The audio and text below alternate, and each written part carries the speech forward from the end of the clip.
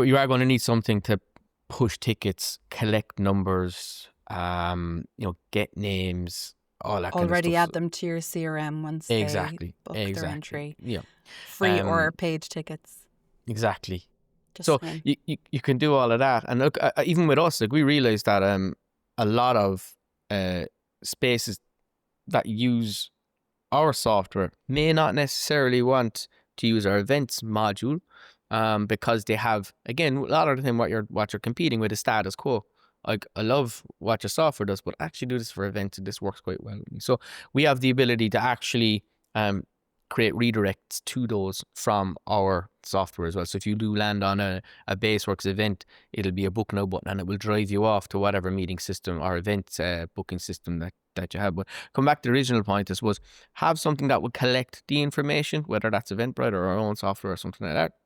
Have your attendees list, and then you absolutely need to check off the names, print off the attendee list, check off the names who's attended, so that within you can, it's like every event manager or community manager or operator, you have 10 signups. You need to know how many are going to come. You need to have that gauge, like that you have a 60, 70% attendance rate. Because we all do it. We all sign up for things with the best intentions to turn up.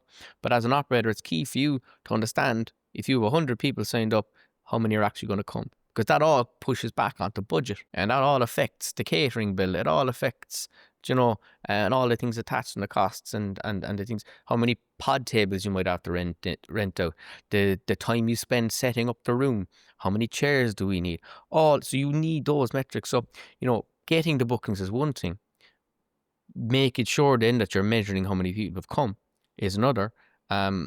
Managing your budget and making sure there's enough grub and everything else there for them. And then you have to do the post-event analysis.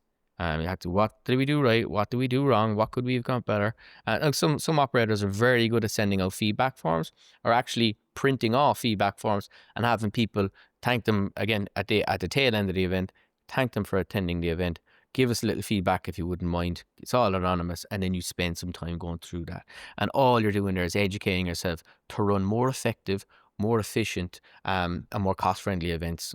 So then what you can do is you can start honing in on which ones are actually giving you somewhat of a return on investment. And it's just, look, it's all simple in theory, but in practice, you just have to put those good habits in place for when you run an event. Absolutely. And it's, by you're kind of, I suppose, putting up some guardrails around your own time and energy as well, because it may feel a little bit cumbersome to put events or systems in place around events to begin with. But once you've done that and you can kind of set your watch by it a little bit, it actually slots nicely into a strategy around kind of mapping out traffic into your space across the year and through all the different seasons of the business. Because if you know a particular type of event does very well, you're not going to plot it into your calendar for a time when you know that the kind of profile for that group isn't around or won't attend. You know what I mean? So you're kind of your winners, if you like, every time we put on that type of event or we partner with that speaker that always does really well. So let's put it here in the calendar, So having visibility and really understanding what events are doing from a commercial perspective for the space, and how they're lending themselves to your bottom line, basically, and how they're helping to drive new members in through the door is a really big part of things, Because, I mean, unfortunately, co-working as an industry, the vast majority of spaces are under-resourced when it comes to the human element. We're all trying to do so much with small teams. So it's vital that you make the most of your time, lean on a community where you can. But as you said there, like, make sure that if an event works and you know it's going to generate so many people in the door, absolutely bed that in. One thing I will say though is, it's okay to fail with an event. I've been there myself, where it just didn't work. You might get caught with the West of Ireland weather and people aren't leaving their houses on a certain evening, and you're sitting there with, platters of sandwiches and nobody's there. And like I think every community manager that's run an event has probably done it. You're looking to get the few people that you have in the room tucked into a corner to have that shot for the socials that makes it look as if it was a success. What I would say is, like, when that happens, suck it up and learn from it, really. but it shouldn't be a reason to kind of lose faith in the events and the value.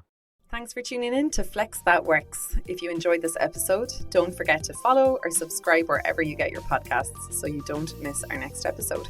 Connect with us on LinkedIn, watch the full episode on YouTube, and you can explore free tools and resources over at baseworks.co. This is Flex That Works, powered by Baseworks, here to help you scale your workspace, making it simpler and less stressful.